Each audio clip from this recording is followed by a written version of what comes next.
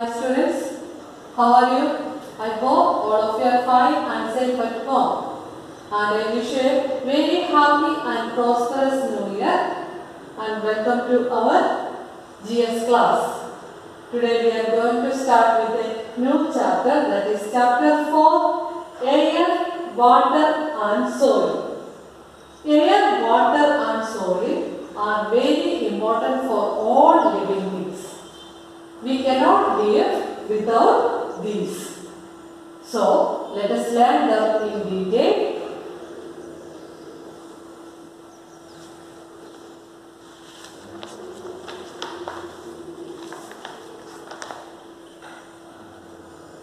This is your fourth chapter, Air, Water and Soil.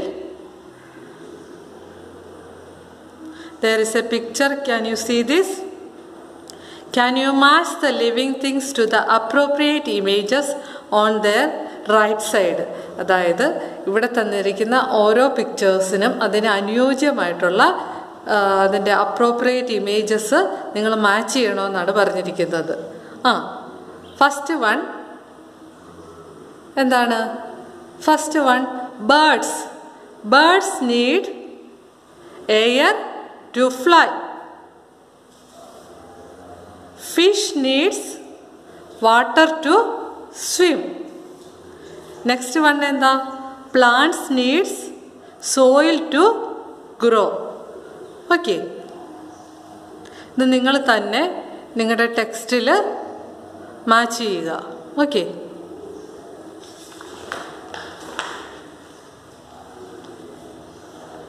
Air. What is air?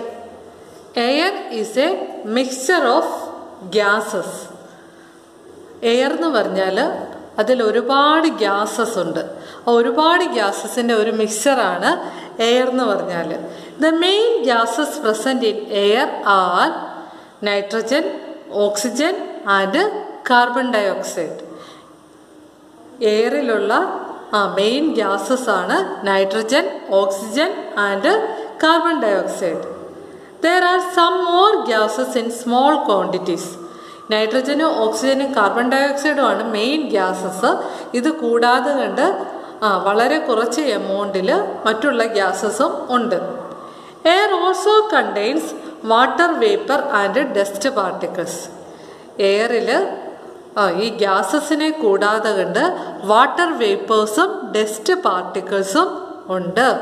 So what is air? Air is A mixture of gases and the main gases present in air are nitrogen, oxygen and carbon dioxide. Okay, air also contains water vapors and dust particles. Okay, what is wind? Wind എന്ന് പറഞ്ഞാൽ എന്താണ്? നിങ്ങൾക്ക് എല്ലാവർക്കും അറിയാം wind അല്ലേ? What is wind? The moving air is called wind. Moving എയറിനാണ് നമ്മൾ wind എന്ന് പറയുന്നത്. ഓക്കെ, അതുപോലെ തന്നെ ബ്രീസ്. ബ്രീസ് എന്ന് പറഞ്ഞാൽ എന്താണ്?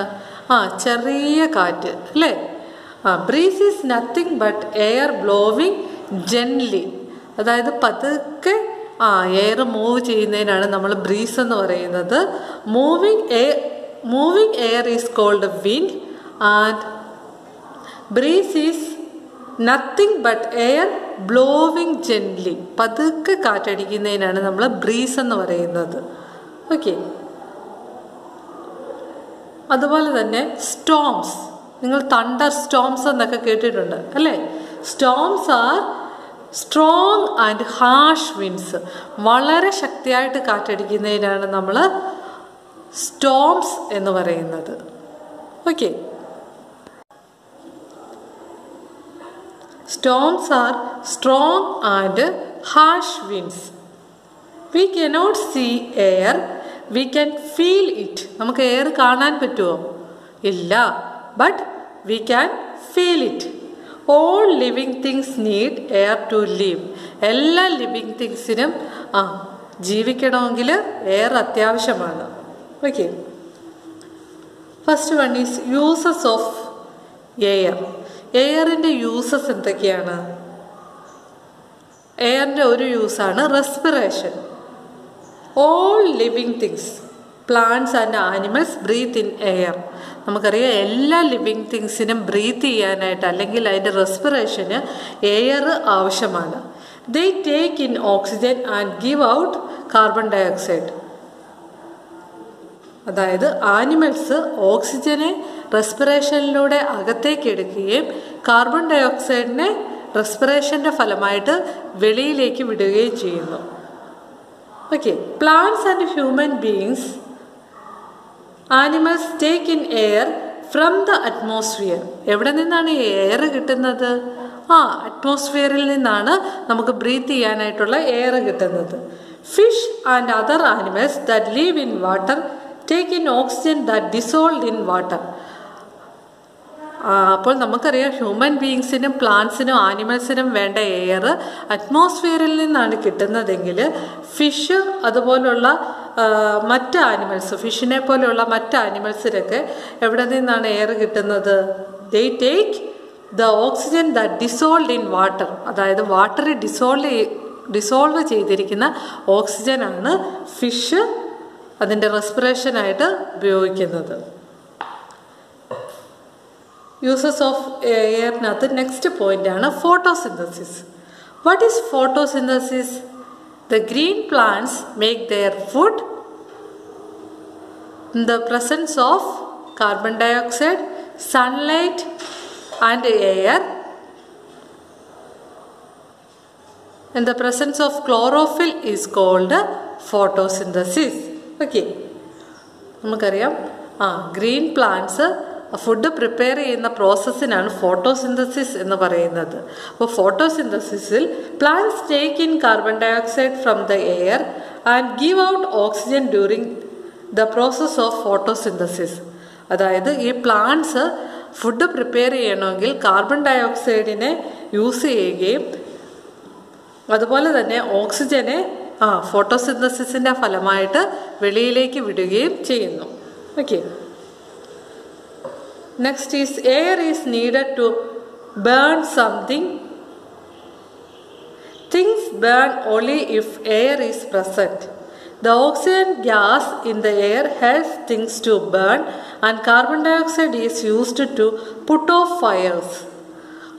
നമുക്കറിയാം തീ കത്താൻ സഹായിക്കുന്ന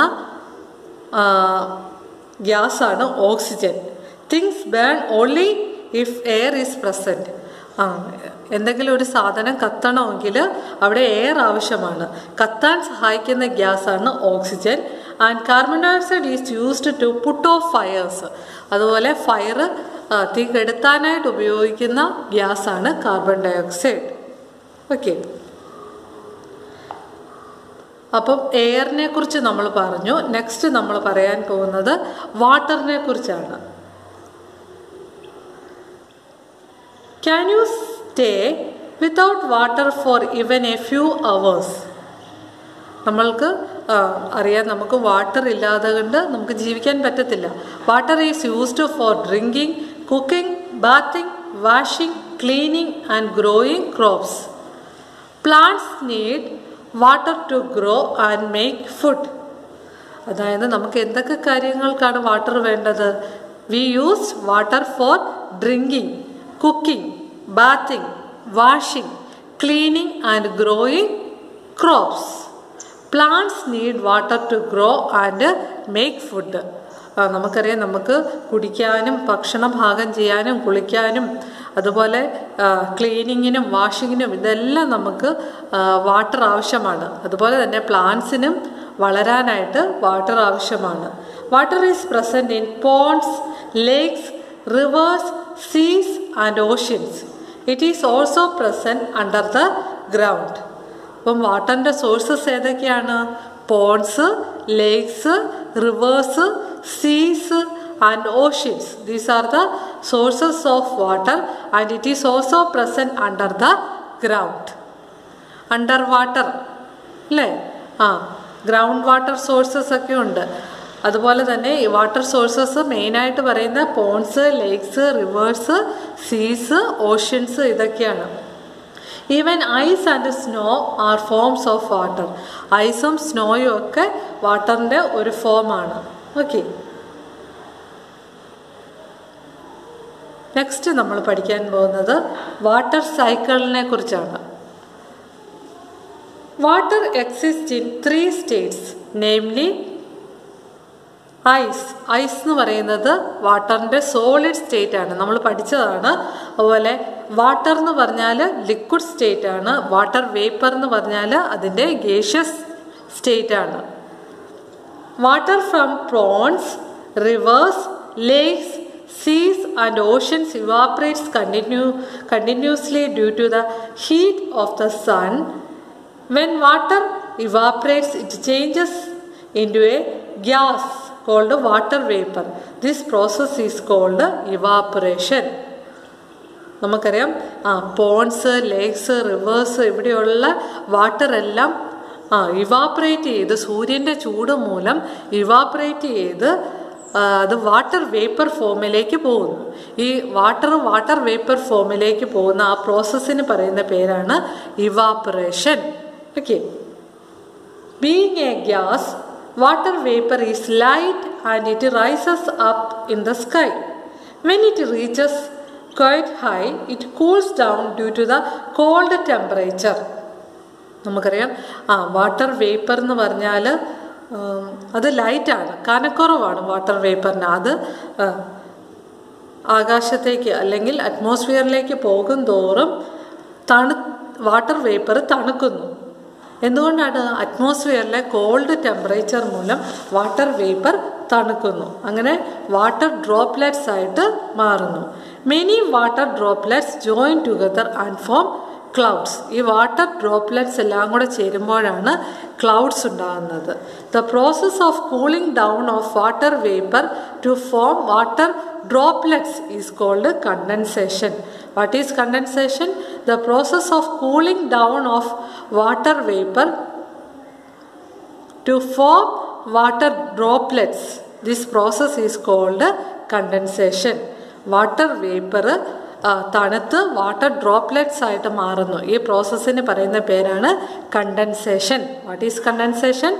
The process of cooling down of water vapor to form water droplets. This process is called condensation. Okay. When many water droplets join in a cloud, the cloud becomes heavy and the water droplets fall to the ground as rain. ഈ clouds തണുത്താണ് water droplets അല്ലെങ്കിൽ മഴയായിട്ട് പെയ്യുന്നത്.